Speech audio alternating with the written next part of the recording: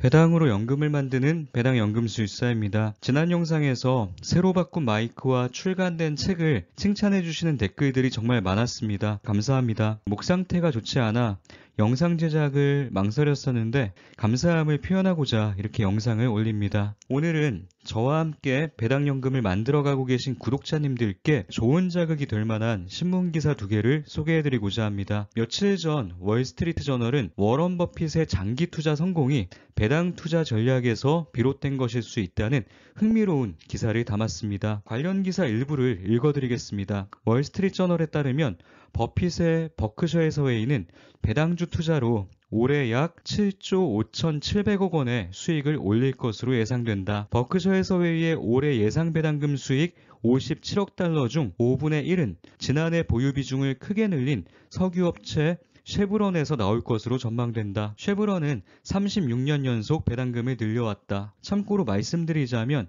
쉐브론의 시가 배당률은 3.77%이며 5년 평균 배당 성장률은 5.76%입니다. 시가 배당률이 생각보다 낮은데? 라고 생각하실 수도 있겠지만 지난 2022년 하락장을 보내면서도 주가가 30% 이상 올랐기 때문에 시가 배당률이 낮아진 것입니다. 일반적으로 쉐브론은 4.5% 이상의 고배당을 지급하는 종목이었습니다. 정리하자면 버핏은 2022년에 쉐브론 수량을 크게 늘리면서 배당금뿐만 아니라 주가 상승까지 모두 누렸던 것이죠. 배당 투자는 주가를 깎아먹으면서 현금 흐름을 창출하는 투자라는 고정관념을 갖고 계신 분들이 많습니다. 하지만 버핏이 위대한 투자자인 이유는 오랜 시간에 걸쳐 안정적인 현금 흐름과 주가 상승까지 모두 균형 있게 누려왔기 때문이죠. 배당연금술사 채널에서 지향하고 있는 배당연금 투자는 바로 이런 투자를 의미합니다. 버핏은 코카콜라와 애플, 뱅크 오브 아메리카에서 각각 9천억 원 이상, 식품기업 크래프트 하인즈에서 6천억 원 이상, 아메리칸 익스프레스에서 5천억 원가량의 배당금을 받을 것으로 보입니다. 작년 모두가 주가 하락으로 힘들어하는 상황 속에서도 버핏은 배당금만으로 엄청난 수익을 벌어들인 것이죠. 30년 전 1조 7천억 정도에 매수한 코카콜라의 가치는 주가 상승으로만 33조 정도의 가치로 불어났습니다. 30년 이상 보유하면서 20배의 주가 상승을 누린 겁니다. 물론 그게 다가 아닙니다. 30년 전 연 1,000억 정도 수준이었던 배당 수익은 꾸준히 성장을 거듭하며 지난해엔 무려 연 9,360억 원의 엄청난 배당 수익까지 거머쥔 것입니다. 30년 이상 장기 보유하면서 추가 매수 없이 오로지 시간의 힘만으로 9배 이상의 배당 성장을 만들어냈습니다. 대단한 건 이러한 엄청난 현금 흐름이 앞으로도 계속 이어질 것이란 점입니다. 대부분의 개인 투자자들은 오로지 시세 차익에만 관심을 갖습니다. 단기간에 빨리 자산을 불리고 싶은 욕심 때문이죠. 그 욕심만 조금 내려놓는다면 배당 수익과 시세 차익을 모두 누릴 수 있습니다. 그게 바로 앞서 언급한 배당연금 투자입니다. 버핏이 가진 특별한 능력은 화려한 매수, 매도 기술이 아닙니다. 버핏은 좋은 기업을 찾아내는 능력도 탁월하지만 버핏을 위대한 투자자로 만든 건 좋은 기업을 오랫동안 보유할 수 있는 능력이었다고 생각합니다. 대부분의 투자자들의 생각과는 달리 투자자 간 진짜 능력 차이는 보유 기술에서 판가름 나는 경우가 많습니다. 버핏이 7조 6천억이라는 엄청난 배당 수익을 누릴 수 있었던 것은 단순히 많은 금액을 투자했기 때문이 아닙니다. 오랜 시간 인내하며 배당 수익마저 복리로 꾸준히 불려왔기 때문이죠. 버핏은 이렇게 말했습니다. 배당 수익은 화려하진 않지만 만족스럽다. 남들이 보기에 화려하지 않으면 어떤가요? 나 자신이 만족스러우면 그만인 것이죠. 버핏이 코카콜라를 통해 막대한 배당 수익을 누리고 있다는 건 대부분의 투자자가 이미 알고 있는 조금은 뻔한 사실입니다. 하지만 버핏이 언제 어떻게 수량을 모았고 얼마나 어려운 상황 속에서 흔들림 없이 코카콜라를 보유해 왔는지를 자세히 알고 있는 투자자는 별로 없습니다. 버핏보다 먼저 코카콜라가 좋은 기업이라고 생각했던 투자자는 수도 없이 많았을 겁니다. 하지만 그들 중 35년 가까이 코카콜라와 함께한 사람은 과연 몇이나 될까요? 우리가 어디에 더 많은 관심을 가져야 하는지 느낌이 오시나요? 우리는 버핏이 보유하고 있는 종목이 무엇인지에 관심을 가질 게 아니라 버핏이 그 종목을 오랜 시간 흔들림 없이 보유해온 과정에 더 많은 관심을 가질 필요가 있습니다. 아무리 좋은 종목도 보유 기간이 짧다면 의미 있는 수익을 만들 수 없습니다. 버핏의 코카콜라 수량이 4억 주가 되기까지의 과정, 주가가 반토막 나는 과정 속에서도 35년 가까이 장기 보유해온 과정, 버핏의 코카콜라라는 이유만으로 현 시점에 덜컥 따라서 매수하면 절대 안 되는 이유를 모두 담기엔 영상이 너무 길어질 것 같습니다. 그 부분은 최강의 배당연금 투자라는 책에 상세히 담았으니 참고하시면 좋을 것 같습니다. 작년 말 기준 버크셔 해서웨이의 현금 및 현금성 자산은 무려 171조 원에 달합니다. 매년 7조 이상의 배당금이 꾸준히 흘러들어오고 있으며 심지어 흘러들어오는 양이 매년 점점 늘어나고 있으니 현금이 마를 날이 없는 것이죠. 구독자님들과 저 역시 멈추지만 않는다면 매달 입금되는 배당연금으로 현금이 마르지 않는 날이 분명 올 겁니다. 버핏의 코카콜라 배당연금은 58세부터 만들어지기 시작했습니다. 늦었다고 생각하면 정말 늦은 것이고 이르다고 생각하면 이른 것입니다. 외부 상황이 우리를 가로막는다고 생각하지만 사실 대부분의 한계는 우리 스스로가 만드는 것입니다. 수십 년간 기술주는 자신이 투자해야 할 대상이 아니라며 투자를 멀리했던 버핏은 주위 측근들의 조언을 받아들여 86세부터 애플 주식을 모으기 시작했습니다. 훗날 86세에 시작한 버핏의 애플 투자는 버핏의 투자 인생에 있어서 가장 성공적인 베팅 중 하나로 기억될지도 모릅니다. 올해 79세의 나이가 된 피터 린치는 최근 몇 년 동안 애플과 엔비디아에 투자하지 않은 것을 후회한다고 말했습니다. 나이가 지긋이 들었어도 후회와 반성을 할 줄 아는 피터 린치, 그리고 상황에 따라 유연한 사고가 가능한 버핏. 피터 린치와 워런 버핏을 존경하지 않을 수가 없습니다. 다음으로 소개해드릴 기사의 제목은 S&P 500은 떨어져도 배당성장주는 버텼다입니다. 1년 이상 배당연금술사 채널을 운영하면서 제가 구독자님들께 저와 아내의 실제 투자 사례를 보여드리면서 꾸준히 말씀드렸던 부분과 일맥상통하는 내용이기도 합니다. 아내의 계좌로 배당성장주 개별 종목 20개를 투자하면서 2022년 하락장에서 S&P 500이 15% 이상 하락하는 동안 아내의 계좌는 0.3%의 하락으로 선방하는 모습을 영상으로 소개해드린 바 있습니다.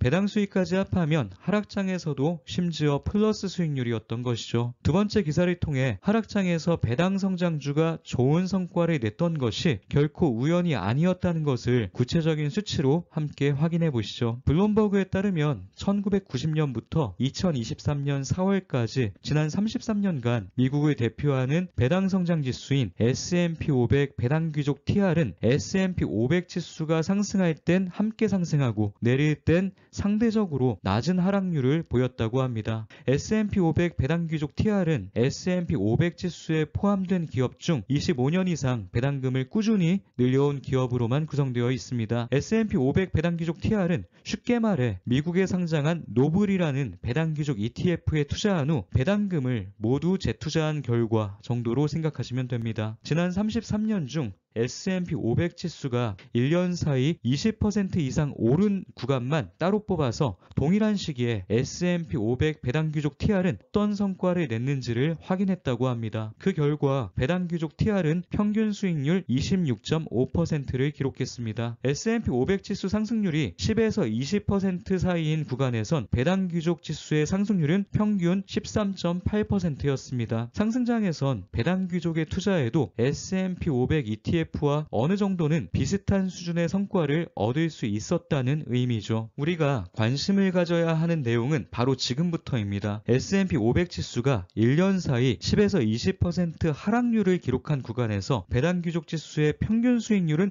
2.6%였습니다. 안정적인 지수라고 믿었던 S&P 500이 10% 이상 하락하는 상황에서도 배당 귀족 지수는 플러스 수익률을 기록한 것이죠. 또한 지난 33년간 자료를 분석한 결과 S&P 500이 20% 이상 하락할 때 배당 귀족 지수의 하락은 12.9%였다고 하네요. 기사의 제목대로 하락장에서 S&P 500은 떨어져도 배당 성장주는 훨씬 잘 버텨낸 것이죠. 전문가들은 향후에도 배당 귀족 TR 지수가 과거와 비슷한 주가 움직임을 보일 가능성이 높다고 전망했습니다. 다만 미국 빅테크 기업들처럼 시장 수익률을 초과하는 성과를 기대하긴 어려울 것이란 말도 덧붙였습니다. 제가 제가 지난 영상에서 SCHD의 종목 선정 알고리즘을 설명드리면서 SCHD의 아쉬운 점은 리츠주 제외가 아닌 빅테크 제외라고 말씀드렸던 것 기억하시죠? 배당귀족 ETF인 노브이도 마찬가지입니다. 빅테크가 제외된 배당성장 ETF는 대부분 하락장에선 견고한 모습을 보여주지만 상승장에선 탄력있게 상승하는 모습을 보여주지 못하는 경우가 많습니다.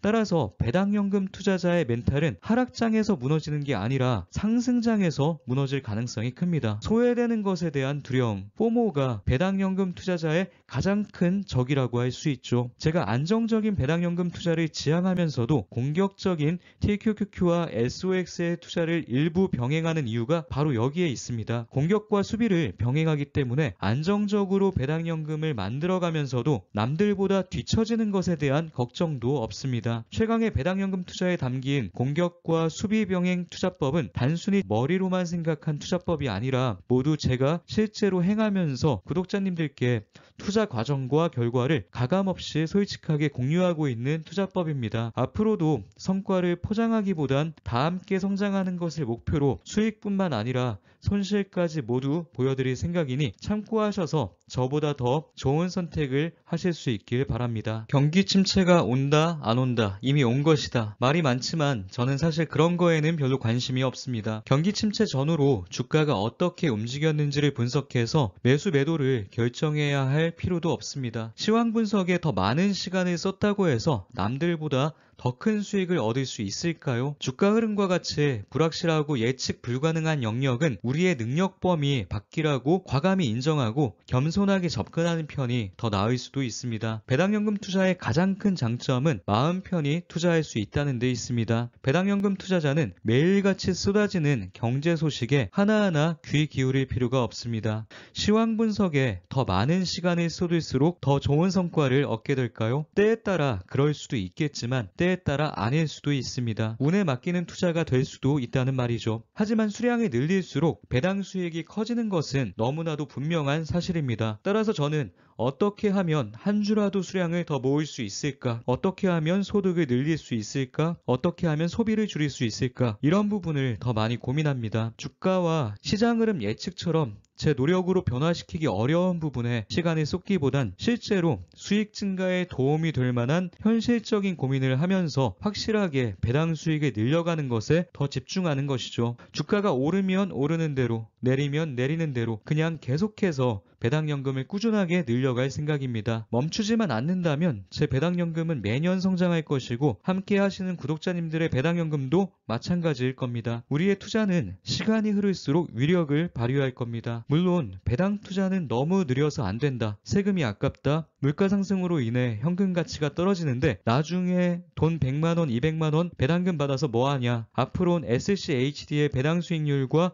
배당 성장률이 이전과 같지 않을 것이다. 배당연금 투자의 미래를 비관적으로 말씀하시는 분들도 물론 있습니다. 저도 과거에 많이 고민해 보았던 부분입니다. 제 솔직한 생각을 담아 함께 생각해 볼 수 있는 질문들을 몇 개 제시해 볼까 합니다. 먼저 첫 번째 질문입니다. 배당연금 투자자는 정말 느린 보일까요? 100m 기록이 17.3초인 선수가 있습니다. 보잘것없는 100m 기록처럼 보이지만 사실 세계에서 가장 빠른 마라토너 킵초게 선수의 100m 평균 기록입니다. 2023년 현재 42.19km를 이 선수보다 빠르게 도착할 수 있는 사람은 없습니다. 이 선수는 느린 선수일까요? 아니면 빠른 선수일까요? 이 선수의 목표 지점이 어디인지 제대로 모르는 사람은 이 선수가 느리게 달리고 있다고 함부로 평가할지도 모릅니다. 하지만 중요한 건 남들의 평가가 아닙니다. 투자도 마찬가지입니다. 누가 빠른지 누가 느린지는 결승선 앞까지 가보기 전엔 쉽게 단언할 수 없는 부분입니다. 다음 질문입니다. 배당연금 월 100만원, 200만원을 받아봤자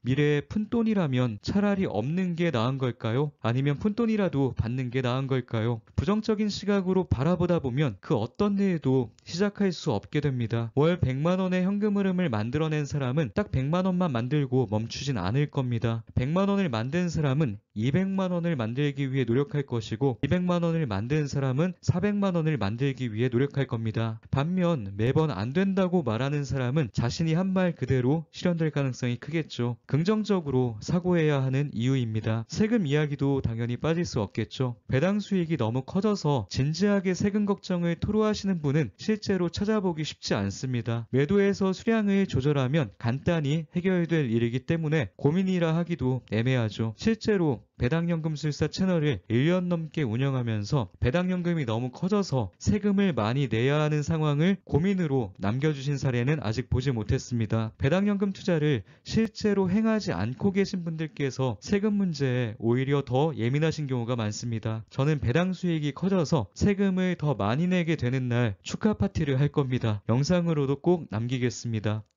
SCHD의 배당 수익률과 배당 성장률이 이전 같지 않은 상황이 펼쳐지는 상황이라면 다른 종목들은 과연 괜찮을까요? SCHD의 미래는 비관적으로 보면서 S&P 500이나 VTI는 긍정적으로 보시는 분들도 종종 보입니다. SCHD의 배당 매력도가 낮아지는 상황이 찾아온다면 단지 SCHD만의 문제가 아닐 겁니다. SCHD의 종목 선정 알고리즘을 분석한 지난 영상을 시청하셨다면 제 의견에 조금은 공감하실 수 있을 것 같습니다. 투자에 대한 서로의 관점과 생각은 각자의 상황에 따라 다를 수 있습니다. 따라서 맞다 틀리다로 접근하는 건 별로 큰 의미가 없습니다. 정답이 있는 것이 아니므로 본인이 생각하는 방향대로 흔들림 없이 소신껏 투자하는 것이 가장 좋은 선택입니다. 타인의 투자를 비난하는 것은 그만큼 자신의 투자에 대한 확신이 부족하다는 의미일 수도 있습니다. 우리가 해야 할 가장 중요한 일은 자기 자신을 설득시키는 일입니다. 저는 속도보단 방향을 그리고 간헐적인 시세 차익보단 지속적인 현금 흐름을 중시하는 투자자이므로 제 능력에 맞게 적당히 속도를 조절하며 매년 꾸준히 배당연금을 늘려나가 볼 생각입니다. 며칠 전 제피로부터 22만 5천 원, 소울 미국 배당 다우존스로부터 7,500원 정도의 배당금을 받았습니다. 세후 23만 원 정도네요. 3, 4월에 비해 절반 이하로 줄어든 금액이며